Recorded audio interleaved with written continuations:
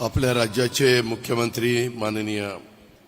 एकनाथ गंगूबाई संभाजी शिंदे, उपमुख्यमंत्री देवेंद्र सरिता गंगाधरराव फडणवीस, आमचे केंद्रीय राज्यमंत्री मुरलीधर रुक्मिणी किसन मोहोळ, मंत्रिमंडळातील आमचे सहकारी दिलीप अनुसया दत्तात्रय वळसे पाटील, चंद्रकांत दादा सरस्वती बच्चू पाटील, डॉक्टर नीलम लतिका दिवाकर गोरे, तसंच अदिती वरदा सुनील तटकरे, सर्व स्टेजवर बसलेले मान्यवर खासदार, मान्यवर आमदार, सर्व सन्माननीय लोकप्रतिनिधी,